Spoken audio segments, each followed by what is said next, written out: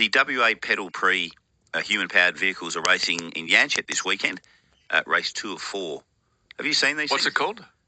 Human-powered vehicles. Is that a push bike? Pedal Prix, yeah, with a canopy over it.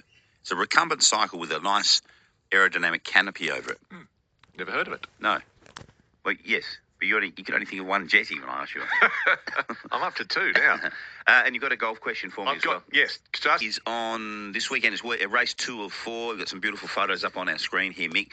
These are best described as recumbent cycles, I reckon, with magnificent aerodynamic canopies. Looks like a big deal there, Mick. Doesn't it? A bit of a crowd. It does. And I was reading, because I got on and had a bit of a look at it, and apparently, which I think is great, a lot of the schools get on board, and they must build these little cars and race them. Because I know that they did that thing, but they still do it with the solar panels. They do they make those things and have races. But this is I know. Graham Johnson is the organiser of the WA Pedal Prix. Joins us now. G'day, Graham. Simon and Mick, how are you?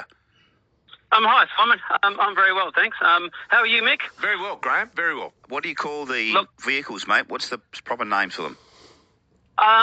We call them just pedal pre-bikes, which is sort of the name that's used around Australia with them. So that's just the standard name that we use, yeah. And are they kits, or do you can design it any way you want? You could do a couple of different things. The competition came out of an engineering event in Victoria. So you can design and build, and we have had teams do that, but most of our teams will buy theirs from a couple of suppliers and then do all the work to maintain them. How important is their aerodynamics and the canopy, Graham? It's quite a bit, because we can get up to, and we're expecting about 60 to 65 kilometres an hour this weekend up at Yanchep. So yeah, it does have a bit of an impact. And do they have gears? Most have around about 10 gears. And they're really highly geared, because they're really geared for speed. So speed is the crucial thing. So so it's like a recumbent push bike, isn't it, mate? You're lying sort of half on your back, and you're like using that recumbent style to pedal it. So you've got to be fit, got to have good legs, got to train. Yeah, it is a lot harder than people think. So it is a 3-wheel trike. So it is, and I tend to call them recumbent bikes. With a hard shell around. But yeah, you do have to be fit, because you're not only working your legs, you're also working your upper body, because usually we race on reasonably small tracks. So there's always lots of trikes. We have about 42 in total. And so you're always really active, and it's pretty hard work. Most people are cooked after about an hour. Oh, I would imagine. And how long is the race then? We race for 6 hours. Oh, geez. And so they have pit stops, change drivers? Yeah. Teams go from anywhere between 3 to 10 or 12. And you were right. You spoke about before with schools. We have about 15 schools that participate, which is the bulk of our teams here in WA, and there's a whole range of things that they can do within their team. So they can ride, they can fix problems, they can run the teams, they can do media. So it's a really good event for schools to get involved in. Yeah, cool. Boys and girls, guys and girls, Graham. Yeah, everybody. Yeah, it's a sport that anybody can do. I'm 57 and I still race. Yep. So we go anywhere from 12, 13-year-olds right up to 57-year-olds.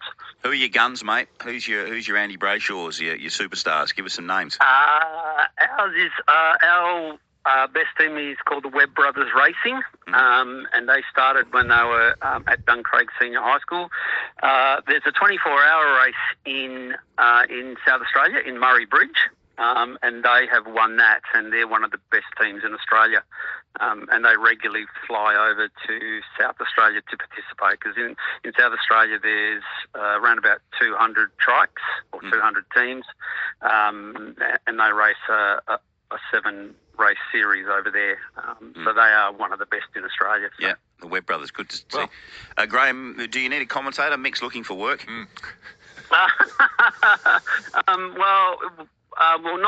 Not for this event. He's very good. I did hear that.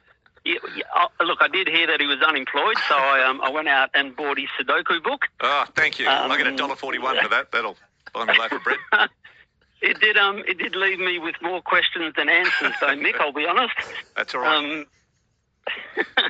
But we have commentators.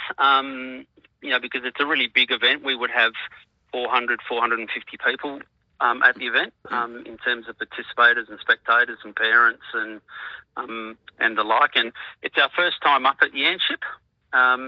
We've never raced up there before. It's a purpose-built track by the city of Wanneroo. Is it really? And they've got they've got behind us and supported us to be able to run up there. Yeah, cool. We're really excited about what we can offer, and it's a free event, so anybody can just rock in and have a look and just see what we do, and if they're interested, they can talk to one of the committee people and see whether they can participate. So. Yeah, all right.